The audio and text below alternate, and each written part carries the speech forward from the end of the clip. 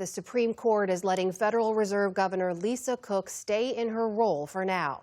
The justices declined to act on a Trump administration push to remove her from the central bank's board immediately and instead said they'll hear arguments on the case in January.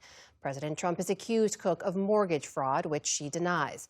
The decision is a setback for the president's efforts to exert more control over the Fed, which has long enjoyed independence from political interference.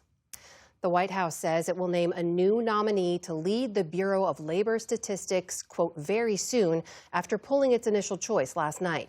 Officials acknowledged today that President Trump's pick, conservative economist E.J. Antony, lacked the votes needed to win Senate approval. As chief economist at the Heritage Foundation, he was widely seen as too partisan for the role. The BLS is responsible for vital economic data, including reports on jobs and inflation. Its previous commissioner, Erica McIntarfer, was fired by Trump in August after a report showing a sharp fall in hiring. In New York City, residents of a Bronx apartment building were unharmed after an explosion this morning caused part of the high-rise to collapse.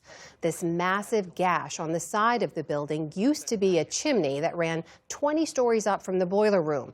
Bricks plummeted to the sidewalk below, hitting a playground, but amazingly and thankfully, no one was injured. Officials are now assessing the overall condition of the building, and residents are demanding answers.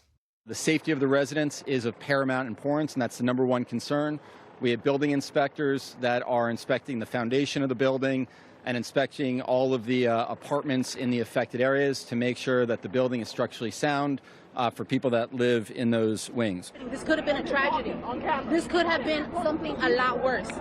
All this comes amid citywide concerns over aging buildings where issues like mold and a lack of heat are common complaints. Hurricane Imelda is heading straight towards Bermuda tonight, where authorities have shut schools and government offices.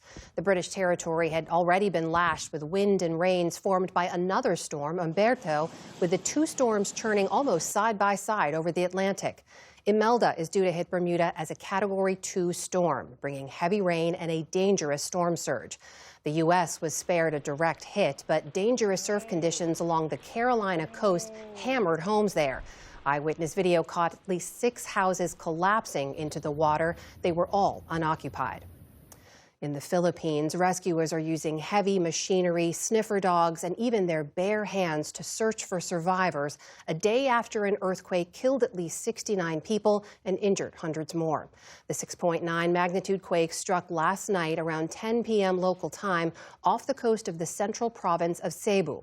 Bad weather is complicating search and rescue efforts, and officials have reported more than 600 aftershocks. More are expected in the coming days, leaving residents on edge. We are still anxious. Now we have even lost count of the number of aftershocks we've experienced because there are a lot of them, and it's been like that since last night. I haven't even managed to get any rest yet. Officials say the death toll is expected to rise as many people remain trapped in collapsed buildings.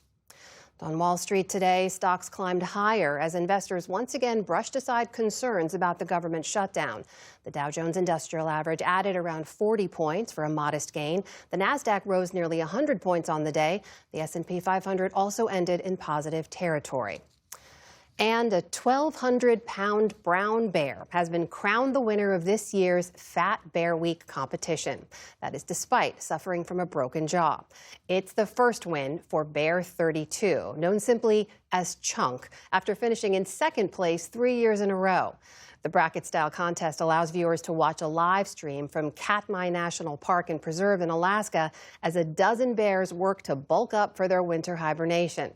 This year's competition attracted more than 1.5 million votes. Still to come on the News Hour, our new poll shows a striking change in Americans' views on political violence, how immigrant labor has become crucial to U.S. meat production, and a look at the life and legacy of the legendary Jane Goodall. This is the PBS NewsHour from the David M. Rubenstein Studio at WETA in Washington and in the West from the Walter Cronkite School of Journalism at Arizona State University.